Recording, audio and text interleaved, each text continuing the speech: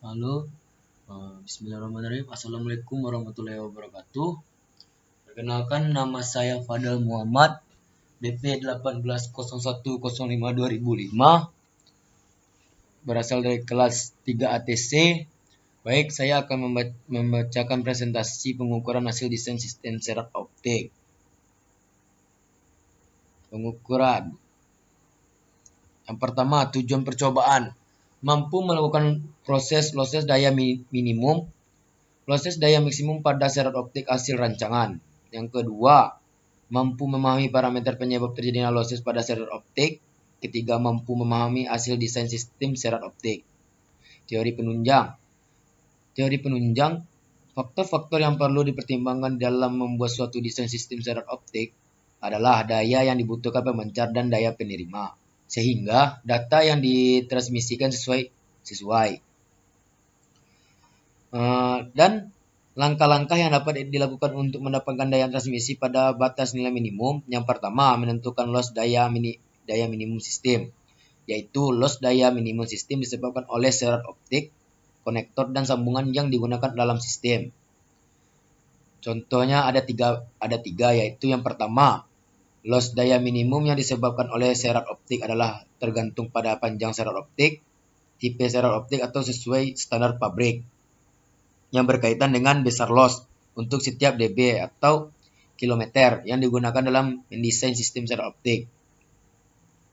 Yang kedua, loss yang dihasilkan oleh konektor tergantung pada jumlah konektor yang digunakan dalam sistem serat optik. Yang ketiga, sambungan yang digunakan menghasilkan loss dalam sistem serat optik tergantung pada jenis sambungan yang digunakan. Dan bagian yang kedua yaitu menentukan loss daya maksimum sistem adalah loss daya maksimum sistem serat optik ditentukan dari penjumlah loss daya maksimum loss akibat aging, perbaikan, dan cadangan. Contohnya ada tiga, yaitu aging merupakan faktor penuaan yang terjadi pada komponen-komponen yang digunakan dalam sistem sehingga mengalami penurunan kinerja dalam waktu tertentu. Yang kedua, perbaikan merupakan suatu langkah yang diambil dalam suatu sistem pada waktu tertentu. Perbaikan dilakukan pada sistem bergantung pada kondisi lingkungan tertentu dan kondisi atau patah serat optik. Untuk sistem serat optik yang berada di luar bangunan sangat perlu diperbaikan dibandingkan sistem dalam ruangan. Setiap perbaikan yang dilakukan di dalam sistem serat optik akan mengalami pertambahan nilai loss akibat perbaikan. Yang C, loss cadangan dalam sistem digunakan sebagai suatu nilai tambahan loss jika suatu sistem mengalami loss di luar dugaan atau perhitungan. Loss cadangan yang biasa digunakan sekitar 3 dB. Dan bagian yang ketiga yaitu tentukan loss maksimum tanpa menyebabkan kelebihan beban jika loss berada pada tingkat minimum. Hal ini dapat dilakukan dengan memberikan sumber cahaya transmisi daya yang cukup untuk sistem beroperasi di bawah kondisi terburuk. Dan ini adalah contoh dari bahan dan peralatannya, yaitu yang pertama laptop atau PC desktop, kalkulator, kertas. Dan ini adalah dari diagram pengukuran, dan diagram pengukuran bermacam-macam, yaitu yang pertama hitungan daya minimum pemancar bila panjang konektor dirubah. Dan ini adalah contoh dari yang diagram pertama dan nilai-nilainya yang telah ada. Yang B, hitung daya minimum pemancar bila loss serat optik berubah. Dan ini diagramnya. Dan ini juga nilai dari diagram yang kedua. Yang diagram ketiga, hitunglah panjang serat optik B bila daya minimum penerima kita rubah-rubah. Dan ini contohnya beserta nilai-nilainya. Lalu yang itulah panjang serat optik B bila daya output pemancar kita rubah-rubah. Dan ini contoh diagramnya juga beserta nilai-nilainya.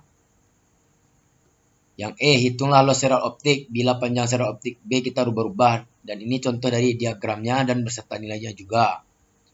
Hasil diagram pengukurannya ada di bawah ini, yaitu yang pertama daya minimum pemancar bila panjang konektor diubah-ubah.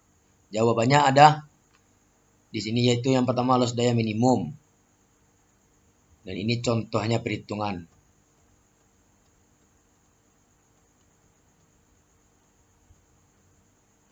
Dan ini yang kedua, loss daya maksimum, dan ini juga ada perhitungannya. Yang ketiga, daya minimum pemancar. Yang B, daya minimum pemancar bila loss serat optik diubah-ubah. Dan ini juga perhitungannya ada di sini melalui kalkulator bisa juga. Dan ini contoh yang pertama, yang kedua ini contohnya, dan ketiga, dan ini contohnya. Yang C, panjang serat optik B bila daya minimum penerima diubah-ubah. Dan ini contoh perhitungannya beserta jumlah konektor dan loss konektornya. Dan ini yang nomor 2, yang nomor 3, dan nomor 4. Dan D, panjang serat optik B bila daya output penerima diubah-ubah. Loss daya minimum, dan ini contohnya perhitungannya. Loss daya maksimum, ini juga perhitungannya. Yang ketiga, daya tersedia, dan ini juga sama juga perhitungannya yang dengan di atas. Yang E, loss serat optik bila panjang serat optik B diubah-ubah. Dan ini perhitungannya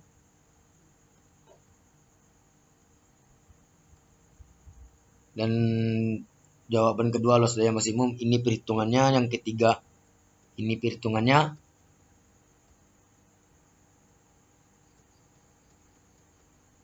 Nah, dan masuk ke langkah percobaan. Yang pertama, saat menentukan nilai daya minimum pemancar, pertama, tentukan nilai pada loss daya minimum. Kedua, tentukan nilai pada loss daya maksimum. Ketiga, tentukan nilai pada daya minimum pemancar.